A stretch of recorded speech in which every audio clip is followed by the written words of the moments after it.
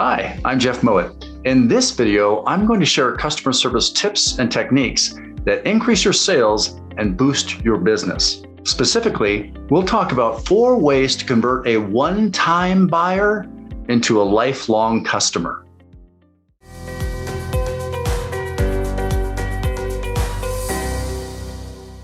Congratulations, you just made a sale. That's the good news.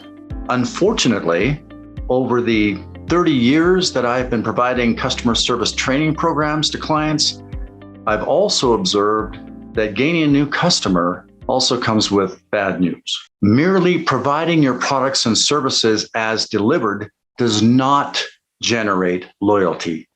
Customers are too focused on their own lives, their own preoccupations to get that excited about a one-time purchase from a new supplier. So all that effort that went into generating a new sale ends up as a mere blip in your revenue screen. Fortunately, by enhancing your customers' perceived value of whatever they just bought from you, you can take a one-time buyer and turn them into that lifelong customer. So let's look at how we do that. As a heads up, be sure to watch this video right through to the end, because my last tip is going to be not only how to generate repeat customer for a lifetime, but will also generate referrals for you. Tip number 1 for converting a one-time buyer into a lifelong customer: think journey, not trip.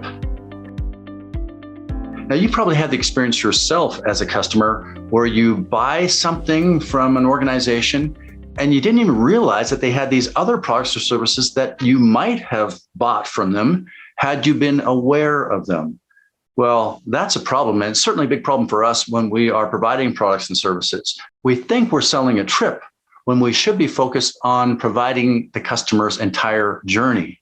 In other words, rather than thinking about we're going to sell this product or this one-time service, think of your products and services in terms of phases or next steps that they can take to continue to buy from you, and make sure that you mention those phases subtly at the beginning of your conversation. So for example, as a customer myself, a buddy of mine who I often ski with, were at Fernie in BC, and it was a beautiful powder day and we didn't have kind of the right skis. So we went to the Quest high performance ski rental shop on site and rented these powder skis just to plan on just renting them for the day because it was deep snow. Well, interestingly, while we got there, the owner of the shop mentioned to us, yeah, take these out, do what you needed to do for you. But hey, if you like these, let us know.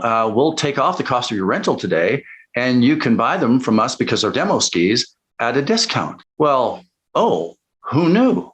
Okay, all right. So I kept that in mind. And later on, when I decided that I was going to buy powder skis, I went to them and test drove, so to speak, a bunch of powder skis and ended up buying them from them. And then when my wife, Lydia, decided that she was going to ski a lot more, we ended up getting skis for her again at the same place. So they turned that one-time purchase of a rental into ongoing purchases for me and my family by them mentioning next phases. When you're describing the next phases that the customer can possibly go through, just keep it short. There's no need to get into a lot of details. We don't want to overwhelm them. But what we can do is just casually mention or put in your writing in your proposal a couple of possible next phases. So for example, an interior designer who's brought in to look at doing a living room can also mention that, okay, yeah, we can certainly look at redecorating your living room, and that's a good phase 1. And if you're delighted with that, happy with what we're doing, well, then certainly we can look at other rooms along the way when your time and budget allows, and we can look at refreshing those as well. It's such an easy way to help boost your business. Consider the example of an accountant who thinks of it in terms of phases of service that that accountant is providing. They started off with the customer saying, yeah, sure, you're starting a small business. Okay, well, let's set you up as a small proprietorship, set you up with a tax number, GST number. And later on, as you grow and your revenue grows, well, then we can also look at possibly incorporating. And if you and your partner decide to get married, you want to do some revenue splitting, that's going to make sense as a possible next phase further down the road. So what they're doing is they're planting the seed for more business later on. I think we can all benefit from that. Don't think about selling the trip. Focus on the journey. Think about phase 2, phase 3, and subtly mention that in your introductory conversations. Speaking of next phases, if you're finding this to be helpful, be sure to like and subscribe to our tips so that you'll receive them as we release them. That brings us to a second way to convert a one-time buyer into a lifelong customer, and that is to carry our communications forward. Often we think once we provide our products or services for the customer that we are done. Unfortunately, so does the customer. Unless we communicate with them proactively after the sale, there's really no incentive for them to contact us again beyond, well, years later, if they buy another one, they might do business with us, they might remember us. So it's important for us to proactively connect with them relatively soon after they buy from us to remind them about the service that we provided. So for example, it's funny, our dog, Cassie, had surgery done for her. This was several years ago. And we brought her home after she got the surgery. And that night, the phone rings and it's her veterinarian is calling, just saying, hey, how's Cassie doing? And how's she feeling? Is she walking around? All that kind of stuff, right? The irony for me is that I've been in karate for decades, and the wear and tear on my joints was such that I've had surgery, repetitive use surgery on my shoulder, my elbow, my knee. And in all those surgeries, not life-threatening or anything like that, but in all those surgeries, I never got one call from a doctor or a surgeon just to ask me how I'm doing. I mean, I feel a little hurt. I kind of have doctor envy or vet envy for our dog, Cassie. My point in all of that is that it makes an impression when we contact someone just a few days after you provide the products or service to ask, how are things going with you now? What's going on with now? When we do that, we can also ask them, if you time it right, when they've had a chance to use it, hey, what's your experience like? Are you enjoying it?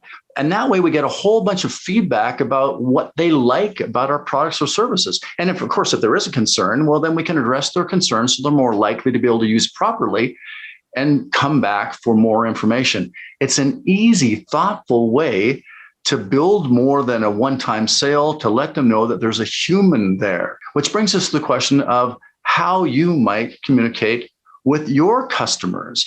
So I'm going to invite you to post in your comments below, how do you follow up with your customers? Is it with A, a phone call? Is it with B, social media contact? Or is it C, we don't follow up at all. We just hope they'll come back.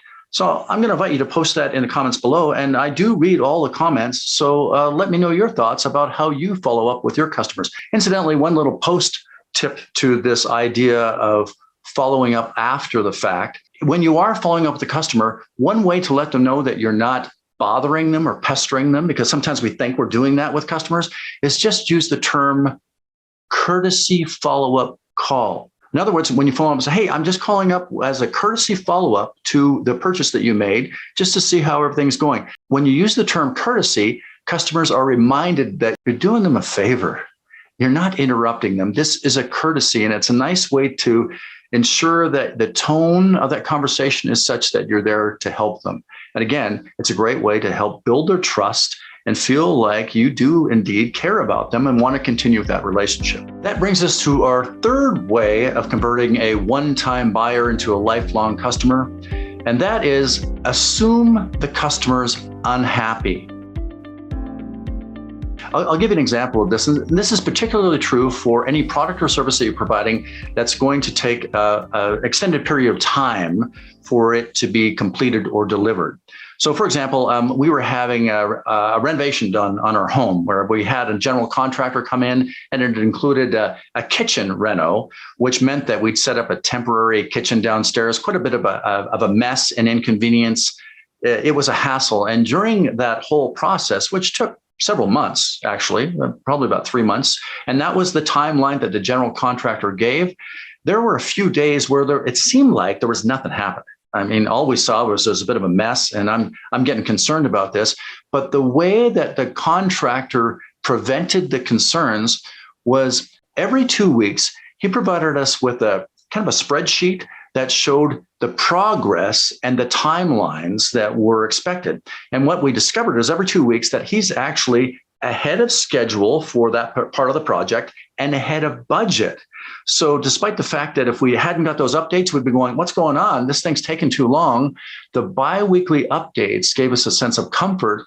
So to such a degree that when we ended up renovating Lydia's office, we asked the same contractor to come back. We just loved the way that he worked. There was no surprises. He did it ahead of schedule and beyond budget with good quality. What more can you ask? But what he did differently was he kept us abreast of what was going on. That applies for your internal customers as well. So for example, when you're providing services to another department within your organization, or certainly to a supervisor, and it's going to take weeks or months to get things done, I encourage you to give them a courtesy update on the progress of that project. I would also encourage you to use active verbs as you're summarizing what you're doing for them. So for example, when you're giving a courtesy update on project X, and again, courtesy update, submitted such and such, completed such and such, approved such and such, sourced such and such. You start with an active verb and it makes you look like you're doing things, you're making progress. This is so powerful. So again, assume that customer's unhappy if they don't hear from you, whether it's internal customer or an external customer. Give them courtesy updates as to what's happening with your project during the project, and they're going to remember you. I hope you're finding this to be helpful. And if you like this video, I think you'll love my tips. You'll get them for free at jeffsbusinesstips.com. Now, remember, I said this last tip was not only going to build more repeat customers, it was also going to generate customer referrals. So let's talk about the fourth way to convert a one-time customer into a lifelong buyer, and that's step over the line. Okay, by stepping over the line, I'm referring to going beyond the scope of the normal project that you're going to provide for them, or the normal product you're going to do, the service you're going to do. So for example, while I was in a parking lot, the side of my door got scraped. Hit and run, oh well, happens. So I take it into a body shop, and they go ahead and they fix the scrape and the dent in the door. And then while they're at this, unbeknownst to me, when I go to pick it up, yeah, they've done a nice job fixing up the dent. But that's great. That's what I paid them to do. But what reminded me about them time and again was when I got into the vehicle, not only was the entire vehicle clean on the outside, which they're going to do, they need to wash the vehicle to repaint it, but they also detailed my car on the inside to such a degree. I had a whole bunch of stuff in the back of my trunk. They took all that stuff and put it neatly into a cardboard box in the back of my trunk. And I'm looking at this going, oh my goodness, look at this vehicle. Frankly, I kind of wish my door would get dented every 6 months or so. And that was something I really didn't expect from them. Another example was where I had an air conditioning unit fixed in my home. And so, yeah, we call an air conditioning repair person, and he comes in and because there's a bunch of dust that's going to happen in our living room, he hoards it all off with plastic. And then at the end of the job, he goes ahead and vacuums the floor where the most of the dust is. Okay, that's fine. That's what we expect. But what I didn't expect was he went ahead and he vacuumed the entire living room. I'm sitting there thinking, I got to find more work for him in the rest of the house. Can you clean my house while you're at it? Well, those were little extras that took very little for those service providers to do. It didn't really cost them anything, but it forced me to remember them. It gave me as a customer something to think about, something to talk about that service provider. So that's my question for you. When you provide a product or service, do you give them a little extra that they're not expecting that makes you noticed in the customer's mind? That goes a long way, stepping over the line to have them remember you and be converted from that one-time customer into a lifelong buyer. All right, let's recap. And I'm going to invite you to post in the comments below Which of these customer service tips and techniques are you using to convert a one-time buyer into a lifelong customer? Is it A, think about the journey, not the trip? It's not the one-time sale. Think about phase 2, phase 3, and mention those phases early in the conversation. Are you doing B, carrying communications forward?